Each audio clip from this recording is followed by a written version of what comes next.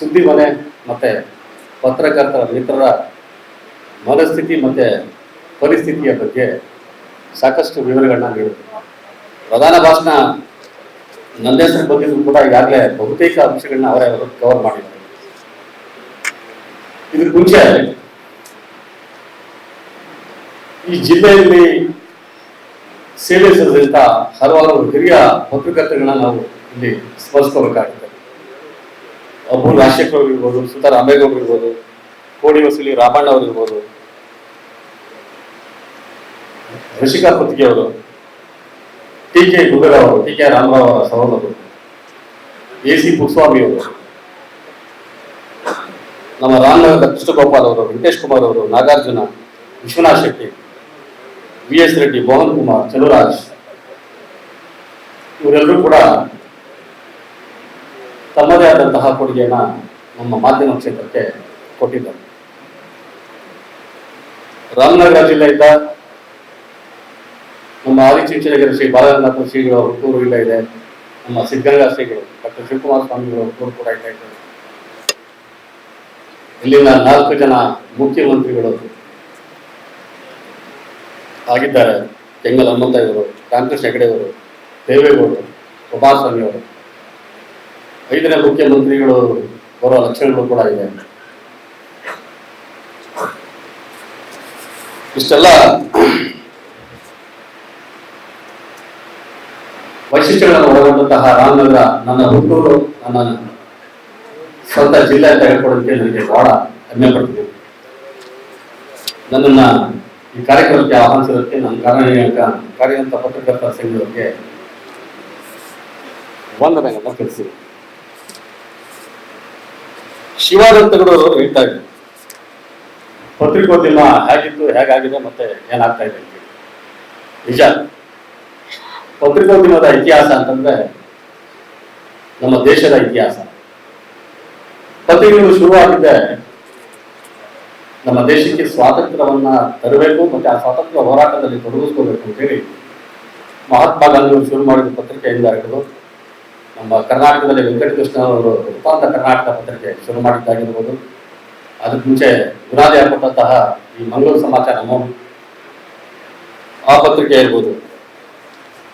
ಪ್ರತಿಯೊಬ್ಬರು ಕೂಡ ಈ ದೇಶಕ್ಕೆ ಒಂದು ಸೇವೆ, ನಾಡಿಗೆ ಒಂದು ಸೇವೆಯನ್ನು ಸಲ್ಲಿಸಬೇಕು ಅನ್ನೋಂತಹ ಒಂದು ಮೂಲ ವರ್ಗದ ಜೊತೆಗೆ ಪತ್ರಿಕೆಗಳನ್ನ ಶುರು ಮಾಡೋದು ಮತ್ತೆ ಆ ವೃತ್ತಿಯಲ್ಲಿ ತಮ್ಮನ್ನು ತಾವು ತೊಡಗಿಸ್ಕೊಳ್ತಾರೆ. ಸ್ವತಂತ್ರ ಪೂರ್ವದಲ್ಲಿ ಸ್ವತಂತ್ರ ತಂದುಕೊಡೋದಕ್ಕೆ, ಸ್ವತಂತ್ರ ಬಂದ ನಂತರ ಈ ಪ್ರಜಾಪ್ರಭುತ್ವ ವ್ಯವಸ್ಥೆಯನ್ನ ಗಟ್ಟಿಗೊಳಿಸಲಿಕ್ಕೆ ಮತ್ತೆ ಈ ದೇಶವನ್ನ ಕಟ್ಟಲಿಕ್ಕೆ, ಯಾಕಂದ್ರೆ ಹಸಿರು, ಬಡತನ ಮತ್ತೆ ರೋಗ ರುಜಿನಗಳಿಂದ ಸ್ವತಂತ್ರ ಭಾರತ ನಡ್ತಾ ಇದೆ. ಸ್ವತಂತ್ರ ಬಂದ ಹೊಸದಲ್ಲಿ ಅಂದ್ರೆ ಅಭಿವೃದ್ಧಿ ಕೈಂಕರ್ಯದಲ್ಲಿ ನಮ್ಮ ಪತ್ರಿಕೆಗಳು ಕೂಡ ಸ್ವತಂತ್ರ ನಂತರ ಅಭಿವೃದ್ಧಿ ಪತ್ರಿಕೋದ್ಯಮದ ಮುಖಾಂತರ ಸಾಕಷ್ಟು ಕೊಡುಗೆಗಳನ್ನು ಕೊಟ್ಟಿರೋದನ್ನ ನಾವು ನೋಡಿದ್ವಿ. ಆದ್ರೆ ಈಗೇನಾಗಿದೆ, ನಾವು ಎಂತ ಇತಿಹಾಸವನ್ನ ಸೃಷ್ಟಿ ಮಾಡ್ತಾ ಇದ್ದೀವಿ ಅಂತ ಶಿವಾನಂತರವರು ಹೇಳಿದ್ರು. ಪತ್ರಕರ್ತರು ಅಂತಂದ್ರೆ ತಮ್ಮ ಸೇವಾ ಮನೋಭಾವನೆಯನ್ನ ಪಕ್ಕಕ್ಕಿಟ್ಟು ತಮ್ಮ ಸ್ವಂತ ಅಥವಾ ಈ ಸಮಾಜವನ್ನ ಕಾಡ್ತಕ್ಕಂತಹ ಪಿಡುಗುಗಳ ಒಳಗೆ ತಾವು ಆಗುವುದಂದ್ರೆ ಸಾಮಾಜಿಕ ಪಿಡುಗಳನ್ನ ನಿವಾರಣೆ ಮಾಡಬೇಕು ಅಂತ ಬಂದವರು ಆ ಪಿಡುಗುಗಳಲ್ಲಿ ನಾವು ಕೂಡ ಒಂದಾಗಿ ಹೋಗಿದ್ದೀವಿ ಅನ್ನೋ ರೀತಿಯಲ್ಲಿ ವರ್ತನೆ ಮಾಡ್ತಾ ಇರೋದನ್ನ ನಾವು ಕಾಯ್ತಾ ಇದ್ದೀವಿ.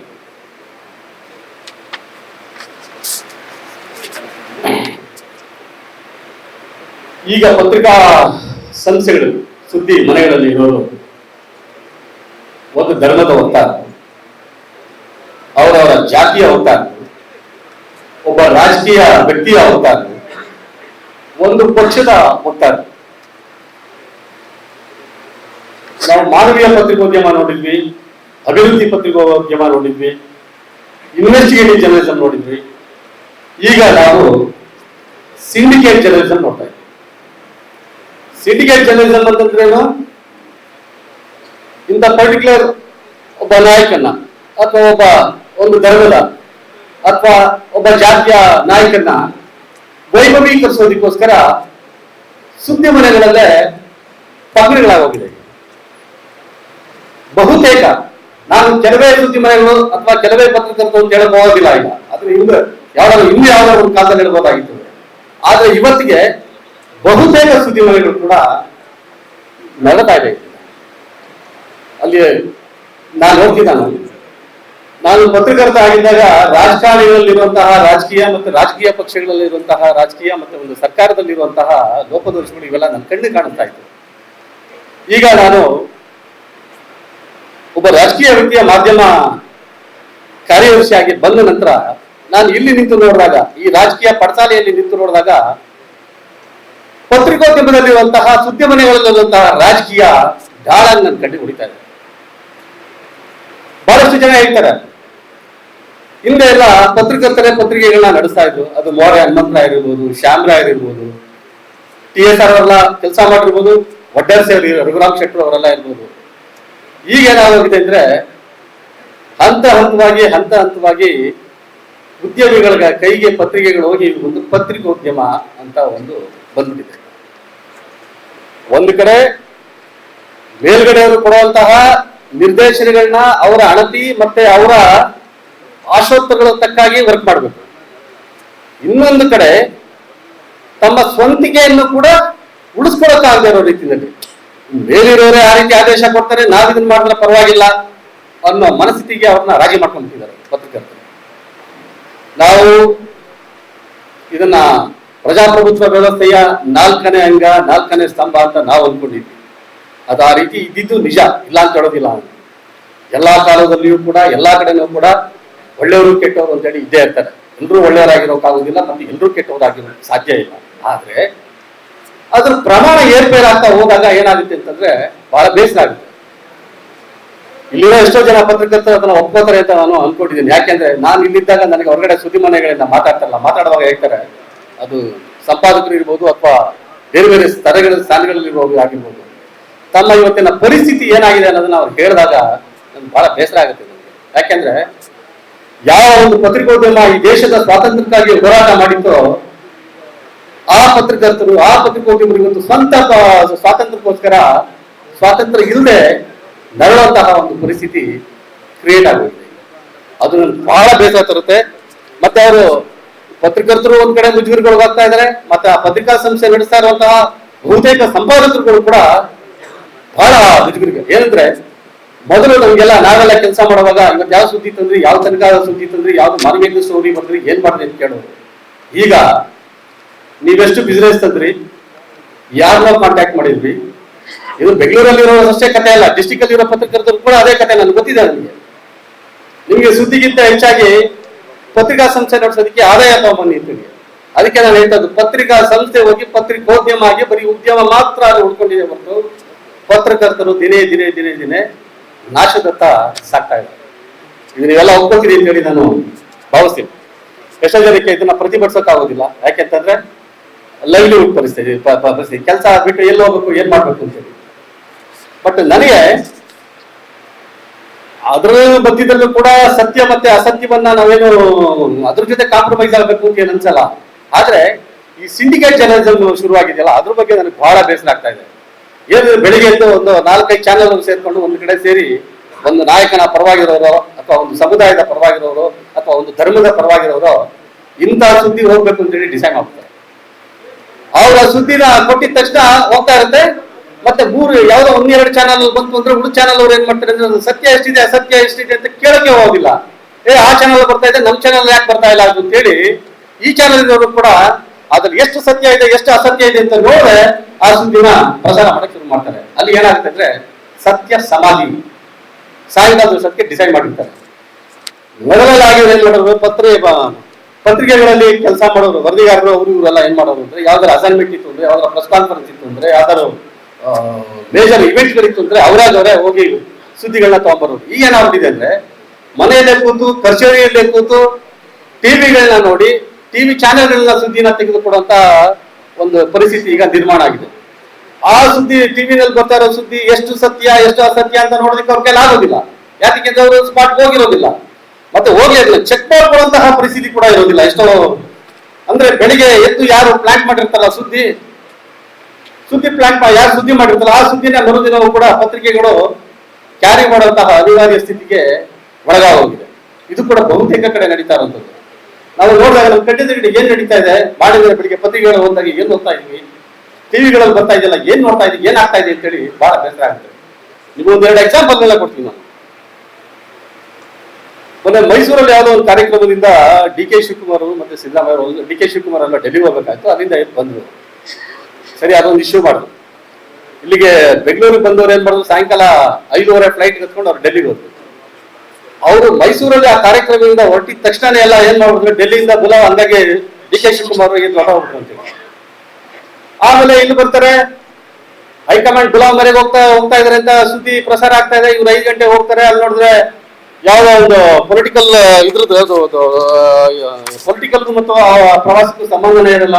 ಅವ್ರು ಯಾರೋ ವಕೀಲರನ್ನ ಭೇಟಿ ಮಾಡಕ್ಕೆ ಅಂತ ಹೋಗಿರ್ತಾರೆ. 5 ಗಂಟೆ ಹೋಗ್ತಾರೆ, ಅಲ್ಲೊಂದು 8:30 9 ಗಂಟೆಗೆ ಡೆಲ್ಲಿನಲ್ಲಿ ಇರ್ತಾರೆ. ಆ ವಕೀಲರು ಒಂದು 2 ಅವರ್ 1 ಅವರ್ 1.5 ಅವರ್ ಅಷ್ಟೇ, ಮತ್ತೆ 1 ಗಂಟೆ ರಾತ್ರಿಗೆ ಇಲ್ಲಿ ಇರ್ತಾರೆ. ಮರುದಿನ ಬೆಳಗ್ಗೆ ಕೂಡ ಟಿವಿ ಚಾನಲ್ ಬರ್ತಾ ಇದ್ದಾರೆ. ಡಿ.ಕೆ.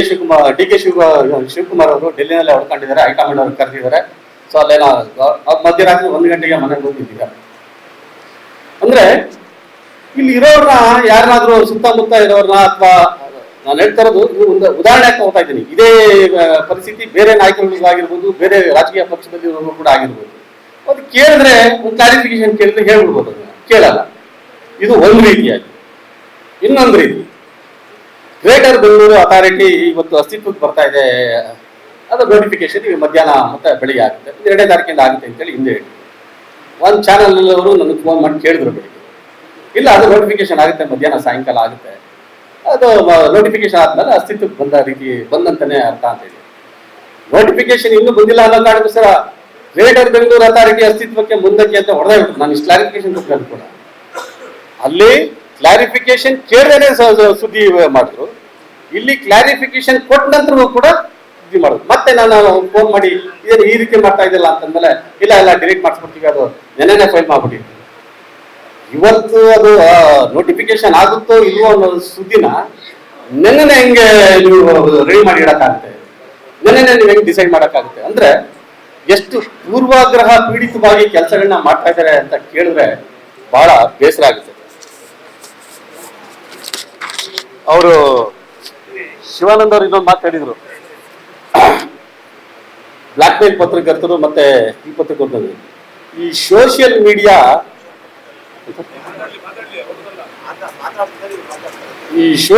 ಮೀಡಿಯಾ ಬಂದ ನಂತರ